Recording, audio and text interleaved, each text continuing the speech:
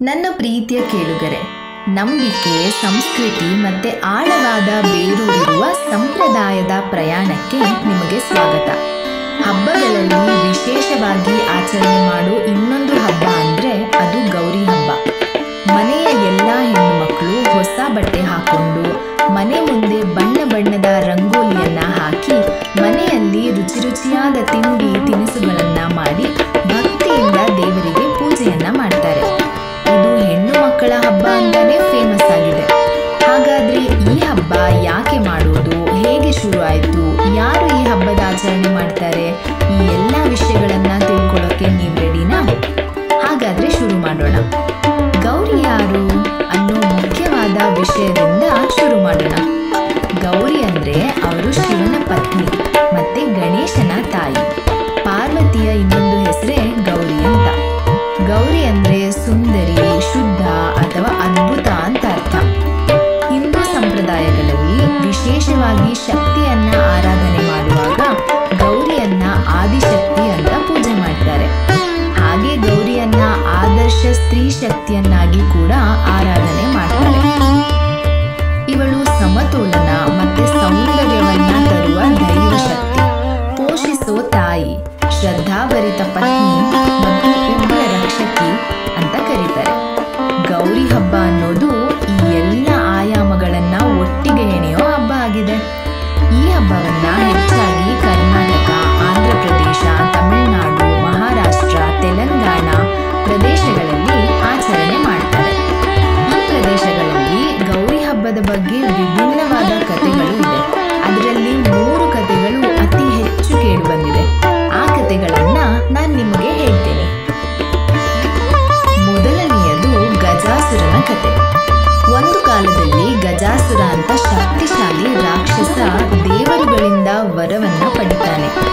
ಯಾವುದೇ ಮನುಷ್ಯ ಅಥವಾ ಪುರುಷ ದೇವರು ಅವನನ್ನ ಕೊಲ್ಲೋಕೆ ಆಗಬಾರ್ದು ಅಂತ. ಇನ್ನು ನನ್ನನ್ನ ಸಾಯಿಸೋರು ಯಾರು ಇಲ್ಲ ಅಂತ ಅಹಂಕಾರದಿಂದ ಸ್ವರ್ಗ ಮತ್ತು ಭೂಮಿಯಲ್ಲಿ ಎಲ್ಲರನ್ನ ಎದುರಿಸ್ತಾ ಇರ್ತಾನೆ.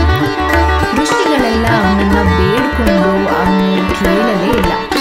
ಅವನನ್ನ ತಡೆಯೋರು ಯಾರು ಇಲ್ಲ ಅಂತ ಅನ್ಕೊಂಡು ಆ ಸಮಯದಲ್ಲಿ ಎಲ್ಲ ಋಷಿಮುನಿಗಳು ಪಾರ್ವತಿಯ ಉಗ್ರ ರೂಪವಾದ ಗೌರಿಯ ಕಡೆಗೆ ಹೋದ್ರು. ಗೌರಿ ಧಾರ್ಮಿಕ ಶಕ್ತಿಯಿಂದ ಪ್ರಕಾಶಮಾನವಾಗಿ ಭೂಮಿಗೆ ಇಳಿದು ಆ ಗಜಾಸುರನನ್ನ ಸೋಲಿಸ್ತಾಳೆ ಮತ್ತೆ ವಿಶ್ವದಲ್ಲಿ ಸಮತೋಲನವನ್ನ ಸ್ಥಾಪನೆ ಮಾಡ್ತಾಳೆ. ಈ ಪುರಾಣ ಅವಳ ರಕ್ಷಣಾತ್ಮಕ ಶಕ್ತಿಯನ್ನ ವಿವರಿಸುತ್ತೆ. ಹಿಂದೂ ಮಾಸಗಳ ಪ್ರಕಾರ ಭಾದ್ರಪದ ಮಾಸದಲ್ಲಿ ಗೌರಿ ಹಬ್ಬವನ್ನ ಆಚರಣೆ ಮಾಡ್ತಾರೆ. ಅವಳು ಜಗತ್ತಿಗೆ ಸದಾಚಾರ ಮತ್ತು ಶಾಂತಿಯನ್ನ ನೀಡೋಕೆ ಈ ಮಾಸದಲ್ಲಿ ಬಂದಿದ್ಲು ಅಂತ ನೆನಪಿಸ್ಕೊಳ್ಳೋಕೆ ಈ ಹಬ್ಬವನ್ನ ಆಚರಣೆ ಮಾಡ್ತಾರೆ. ಇನ್ನೊಂದು ಬಹಳ ಪ್ರಸಿದ್ಧವಾಗಿರೋ ಕತೆ ಅಂದ್ರೆ ಪಾರ್ವತಿ ಹಿಂತಿರುಗಿ ಬರೋದು. ಶಿವನ ಪ್ರೀತಿಯನ್ನ ಪಡೆಯೋಕೆ ಪಾರ್ವತಿ ಕಠಿಣವಾದ ತಪಸ್ಸನ್ನ ಮಾಡ್ತಾಳೆ. ಅದ್ರ ಪ್ರತಿಫಲವಾಗಿ ಅವಳು ಗೌರಿಯ ರೂಪಾಂತರಗೊಂಡು ಈ ಭಾದ್ರಪದ ಮಾಸದಲ್ಲಿ ಅವಳು ಅವಳ ತಂದೆ ತಾಯಿಯ ಮನೆಗೆ ಭೇಟಿ ನೀಡಿದ್ಲು ಅಂತ ಹೇಳ್ತಾರೆ. ಇದು ಭಾರತೀಯ ಸಂಪ್ರದಾಯವನ್ನ ಪ್ರತಿಬಿಂಬಿಸುತ್ತೆ. ಅದರ ಪ್ರಕಾರ ವಿವಾಹಿತ ಮಹಿಳೆ ಭಕ್ತಿ ಮತ್ತು ಸಂತೋಷದಿಂದ ಅವಳು ತನ್ನ ತಂದೆ ತಾಯಿಯ ಮನೆಗೆ ಹೋಗ್ತಾಳೆ. ಮರುದಿನ ಬೆಳಗ್ಗೆ ಗೌರಿಯ ಮಗ ಗಣೇಶ ಬಂದು ಅವಳನ್ನ ಕೈಲಾಸ ಪರ್ವತಕ್ಕೆ ಕರ್ಕೊಂಡು ಹೋಗ್ತಾನೆ. ಅವಳನ್ನ ಶಿವನ ಸನ್ನಿಧಿಗೆ ಸೇರಿಸ್ತಾನೆ. ಹೀಗೆ ಗೌರಿ ಹಬ್ಬ ಮತ್ತು ಗಣೇಶ ಚತುರ್ಥಿಯ ಜೋಡಿಯು ಸಾಂಕೇತಿಕವಾಗಿ ತಾಯಿ ಮಗನ ಪುನರ್ಮಿಲನವನ್ನ ಪ್ರತಿನಿಧಿಸುತ್ತೆ. ಉತ್ತರ ಭಾರತದಲ್ಲಿ ಪ್ರಸಿದ್ಧಿಯಾಗಿರೋ ಕತೆ ಏನು ಅಂದರೆ, ಉತ್ತರ ಪ್ರದೇಶ, ಬಿಹಾರ, ರಾಜಸ್ಥಾನ ಕಡೆ ಹರ್ತಾಲಿಕಾ ತೀಜ್ ಅಂತ ಹಬ್ಬ ಇದೆ. ಪಾರ್ವತಿ ಶಿವನನ್ನೇ ಮದುವೆ ಆಗಬೇಕು ಅಂತ ತಪಸ್ಸು ಮಾಡಿದ್ಲು.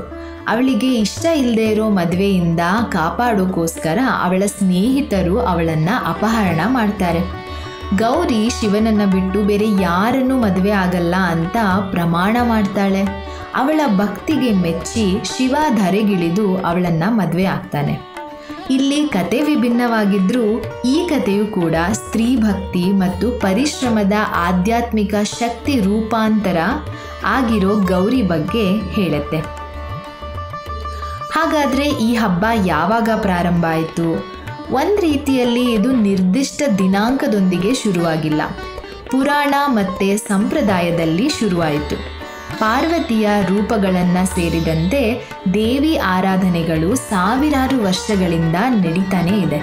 ಆದರೆ ಗೌರಿ ಹಬ್ಬ ಅನ್ನೋದು ರಚನಾತ್ಮಕ ಆಚರಣೆಯಾಗಿ ಶುರುವಾಗಿದೆ. ಹಾಗಾದರೆ ಈ ಹಬ್ಬದ ವಿಶೇಷತೆಗಳೇನು ಅಂತ ತಿಳ್ಕೊಳ್ಳೋಣ. ಮೊದಲನೆಯದು ಸ್ತ್ರೀ ಶಕ್ತಿ. ಗೌರಿಯ ಸಹಾನುಭೂತಿ, ಸೃಜನಶೀಲತೆಯನ್ನು ಪೂಜೆ ಮಾಡೋ ಮೂಲಕ ಮಹಿಳೆಯರು ಅವರೊಳಗೆ ಇರೋ ಪವಿತ್ರ ಶಕ್ತಿಯನ್ನು ಗೌರವಿಸ್ತಾರೆ.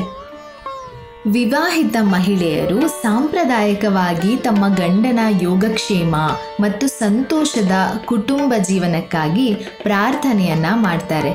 ಹಾಗೆಯೇ ಅವಿವಾಹಿತರು ಕೂಡ ಅವರು ಒಳ್ಳೆಯ ಯೋಗ್ಯವಾದ ವಿವಾಹ ಆಗಲಿ ಅಂತ ಪ್ರಾರ್ಥನೆಯನ್ನು ಮಾಡ್ತಾರೆ. ಕುಟುಂಬದವರು ಮಧ್ಯ ಇರೋ ಬಾಂಧವ್ಯ ಹೆಚ್ಚಾಗಲಿ ಅಂತ ದೇವಿಯಲ್ಲಿ ಪ್ರಾರ್ಥನೆಯನ್ನು ಮಾಡ್ತಾರೆ. ಎಲ್ಲರೊಂದಿಗೆ ಹಂಚಿಕೊಂಡು ಜೀವನ ಮಾಡಬೇಕು ಅನ್ನೋದಕ್ಕೆ ಮಹಿಳೆಯರು ಉಡುಗೊರೆಗಳನ್ನು ಮತ್ತು ಬಾಗಿನವನ್ನು ಹಂಚ್ಕೋತಾರೆ. ಇದ್ರ ಮೂಲಕ ಒಗ್ಗಟ್ಟನ್ನು ಆಚರಣೆ ಮಾಡ್ತಾರೆ. ಉಪವಾಸ, ಪ್ರಾರ್ಥನೆಗಳು ಮತ್ತು ಧಾರ್ಮಿಕ ಶ್ರದ್ಧತೆಯ ಮೂಲಕ ಭಕ್ತಿಯಿಂದ ದೇವಿಯನ್ನು ಆರಾಧನೆ ಮಾಡ್ತಾರೆ. ಇದಾಗಿತ್ತು ಗೌರಿ ಹಬ್ಬದ ಹಿಂದಿನ ಕತೆ. ಹಾಗಾದರೆ ಮುಂದಿನ ಸಂಚಿಕೆಯಲ್ಲಿ ಗೌರಿ ಹಬ್ಬವನ್ನು ಹೇಗೆ ಆಚರಣೆ ಮಾಡಬೇಕು ಅನ್ನೋದ್ರ ಬಗ್ಗೆ ತಿಳ್ಕೊಳ್ಳೋಣ. ಈ ಕತೆ ನಿಮಗೆಲ್ಲ ಇಷ್ಟ ಆಯಿತು ಅಂತ ಭಾವಿಸ್ತೀನಿ. ಇದೇ ರೀತಿ ಬಹಳಷ್ಟು ಹಬ್ಬದ ಹಿಂದಿನ ಕತೆಗಳನ್ನು ತಿಳ್ಕೊಳ್ಳೋದಕ್ಕೆ ನಮ್ಮ ಚಾನಲಿಗೆ ಸಬ್ಸ್ಕ್ರೈಬ್ ಆಗಿ. ಧನ್ಯವಾದಗಳು.